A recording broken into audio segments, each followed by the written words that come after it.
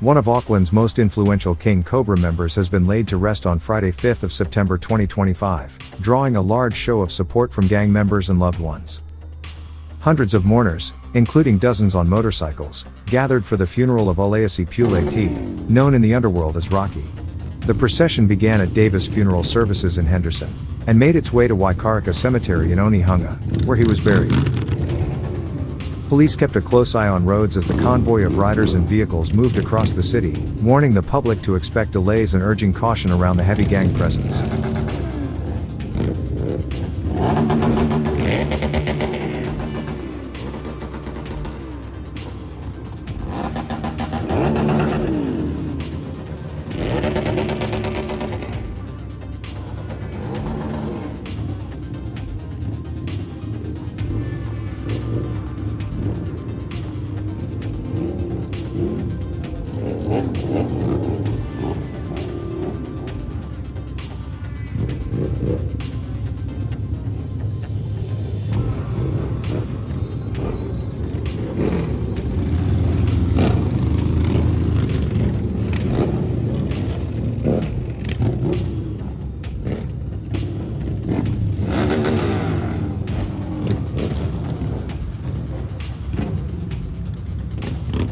At the cemetery, friends and family stood in the sunshine as the white casket, decorated with the King Cobra insignia, the Tongan coat of arms, flowers, and the words Chief Rocky, lifetime member, was lowered into the ground.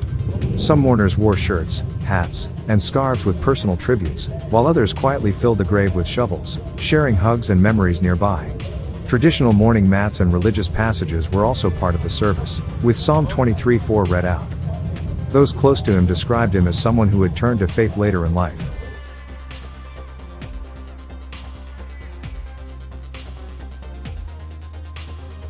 Rocky passed away at the age of 57, having celebrated his birthday earlier this month, after a prolonged struggle with ill health. Known for his leadership role in the King Cobras gang, one of the country's oldest and most established patched gangs, his life was marked by a long history of serious crimes, including armed robberies, drug importation, and orchestrating illicit operations from behind bars.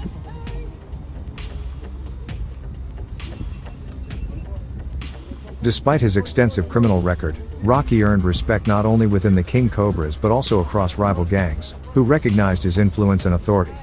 Many remembered him as a generous and kind OG, someone who looked out for his people and offered guidance, even to those outside his immediate circle.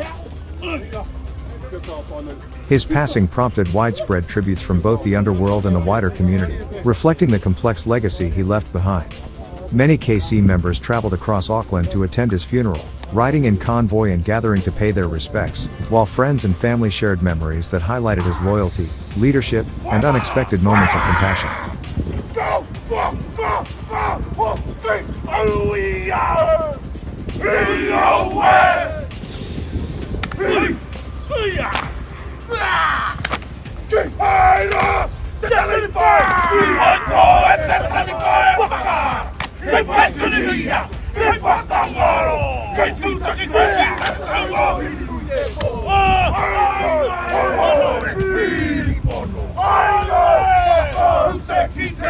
King Cobra,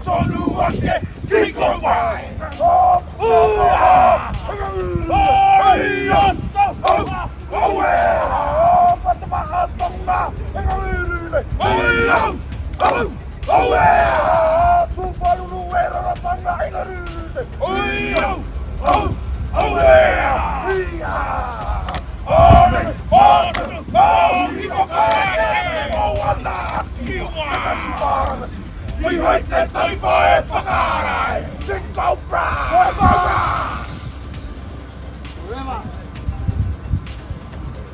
Born in August 1968 in Tonga, Rocky later immigrated to New Zealand, where he settled in Auckland. By the early 1990s, he had already embarked on a path of crime, establishing himself as a formidable figure in Auckland's underworld. His Tongan heritage and physical stature, often described as a gentle Tongan giant by associates, contributed to his intimidating yet reportedly affable persona.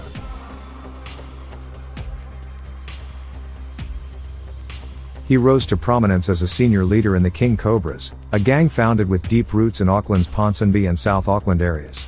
The gang, which was known for its involvement in organized crime, provided Rocky with a network that amplified his criminal activities. His criminal record began in the 1990s with bank robberies, for which he was sentenced to 9 years in prison. In June 1999, while out of prison, he committed a brazen armed robbery at Sinners Bar on K Road. Disguised with a scarf, he and 2 accomplices, armed with a pistol and sawn-off shotguns, threatened staff and assaulted the bar manager and firing a shot that narrowly missed his head. This violent act led to his arrest and remand in Mount Eden prison. In April 2000, while on remand, he formed a syndicate to import nearly $1 million worth of amphetamines from Europe, coordinating the operation via smuggled mobile phones. The drug shipment was intercepted by customs and he was sentenced to 14 years for drug importation. In 2008, from Auckland's maximum security Paramorimo prison, he used illicit cell phones to orchestrate another major drug ring.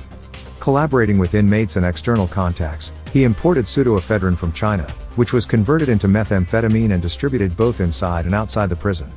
He even arranged a cocktail of drugs for his 40th birthday celebration behind bars. This operation, described as making a mockery of the prison system, led to his 2011 conviction for conspiracy to supply methamphetamine. He was sentenced to 6 years and 3 months, to be served consecutively with his existing term. In 2009, while on electronic bail awaiting trial for the prison drug ring, he successfully argued for permission to visit the Mount Eden pool daily due to obesity-related concerns.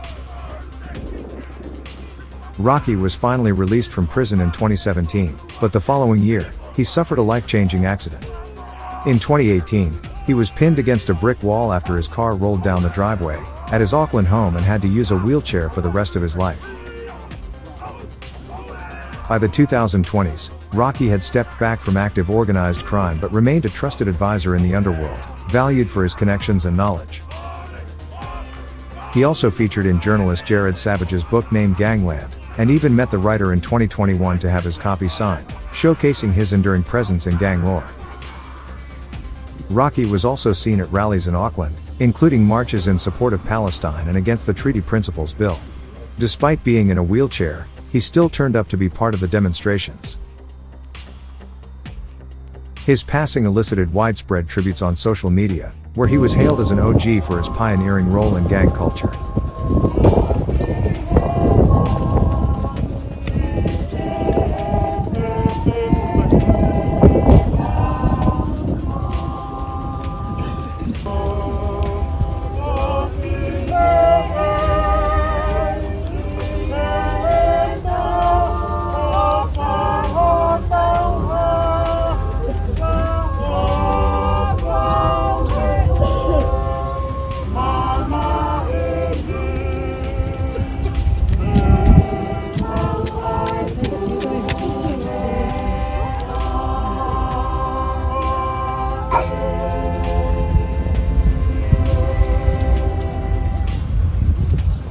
Friends emphasized his kindness, generosity, and respect earned across rival groups, transcending typical gang rivalries. His Facebook profile, where he described himself as a digital creator and shared motivational content, revealed a more personal side, including his faith and complicated relationship status. While Rocky's life was defined by crime and incarceration, his story underscores the complex interplay of loyalty, respect, and redemption in New Zealand's gang subculture. He was a respected figure whose influence endured beyond his active years. Rocky's death marks the end of a career that spanned decades in New Zealand's criminal scene, leaving behind a complex legacy that continues to divide opinion. For some, he will be remembered as a respected leader; for others, as a key player in a violent and destructive drug trade. Despite the police presence, the atmosphere around the funeral remained mostly calm, with mourners embracing, riding in tribute, and remembering the man they knew as Rocky. And this is the second time I've shared my experience. It's still something very new to me because my previous life is I didn't want anybody to know about it. And now I have to, well, I don't have to, but I feel that I need to share what I'm going through in the hope that will help someone else in the community. Pacific Islanders in general, we're pretty passive, we're not too certain. we're very passive people, and I hope that sharing part of my story, it'll give them courage to be a little bit more assertive. I feel really comfortable sharing it among this, you know what I mean? In this kind of environment. It's sort of, and I feel that my people especially feel more comfortable partaking in this kind of environment and getting their information from it, rather than just straight lectures somewhere else. Rocky's passing leaves a multifaceted legacy that will continue to resonate within King Cobras and beyond. His life reflected a rare combination of fear, respect, and loyalty, showing that even in a world defined by crime, personal relationships, mentorship, and faith could leave a lasting mark. While his criminal activities shaped much of his public image, the outpouring of support at his funeral highlighted the human side of a man who inspired devotion, commanded respect, and left a story that will be remembered for years to come.